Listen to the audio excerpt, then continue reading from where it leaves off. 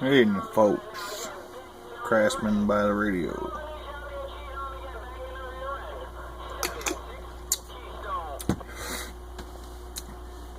Tips and tricks from the Craftsman, because nobody really told me.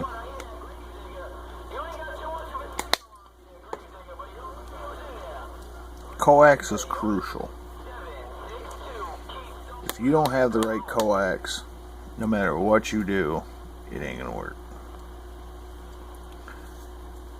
Go out and get 50 ohm coax. I don't care if it's cheap or not, it's gotta be 50 ohm.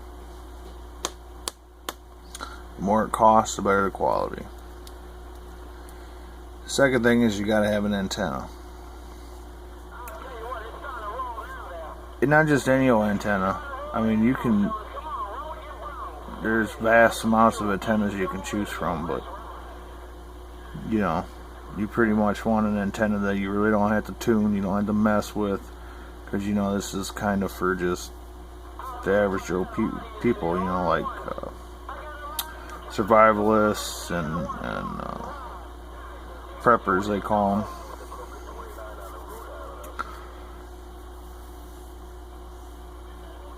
Next thing is, you know, gotta have a decent power supply,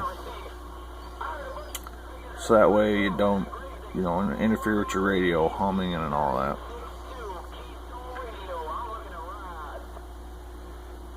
And a decent microphone is usually half the battle.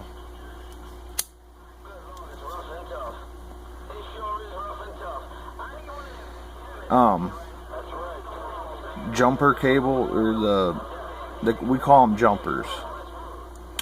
It's a short run of coax between a meter and a radio. There's so many myths out there about it, but I'm gonna bust it for you right now. A jumper is only as long as it needs to be. So if you only need 2 feet, only do 2 feet. If you need 5 feet, only do 5 feet. Generally, the rule of thumb is you really don't want a jumper to be more than 3 feet. That's just a rule of thumb. Some people says it doesn't matter, but you don't want to pull a coil of coaxial laying on the floor, because it will start to act as a RF choke and will cut your signal down. Another thing is you want to get your antenna up as high as possible with being safe. You don't want it to fall on any power lines. If it's going to fall on power lines, let it go. It ain't worth it. Just let it fall.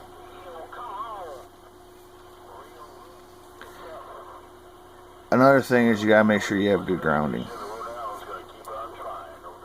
especially if you're running a bass, or you're running, well, I'd probably say more so in a mobile, because if you don't have a good ground in your mobile, you will start to receive alternator noise.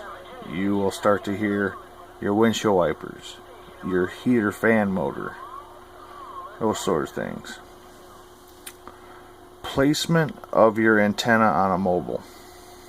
Well, I always put it in on the center of the roof of the vehicle, or you can do the center of the trunk.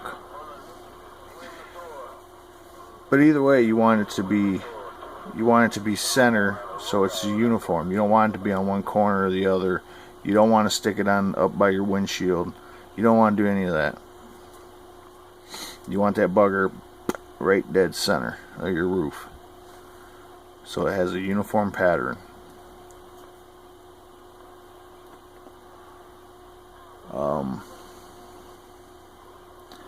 The other myth is running dual whips. We can argue about that all day long, but I'm going to tell you, a single antenna will out-talk a dual any day. Any day. I'll put money on it. You can run duals, and you can run duals successfully. But you have to phase them. If you don't co-phase them, the one antenna is going to cancel out the other, and it's not going to work. That's why a single antenna will work 10 times better than any dual setup. So if possible, don't do that. But if you do, make sure it's phased together. Short runs of coax with a T adapter, and you should be fairly okay. You can make it work. There's people that have done it and it works well. So I'm not saying you can't do it. I'm just saying that you shouldn't do it. But that's totally up to you. You can do that if you want. I wouldn't, because, you know, theoretically the other antenna would have to be 18 feet apart, at least 18 feet from the other antenna. So I don't know how you would achieve that. So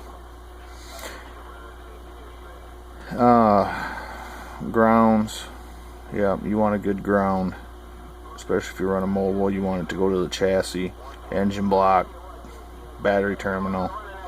You know, you want a good ground no matter what, because that'll eliminate all your noises, microphone squealing, you know, decent microphone. The only thing I would recommend is a slight peak and tweak, is which all you do is raise your dead key a little bit.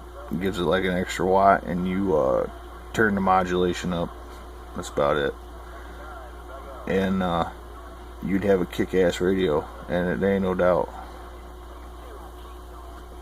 People will be wondering, you know, what they're not doing right. So that's just a few tips and tricks the Craftsman has learned over the years. So thank you for viewing.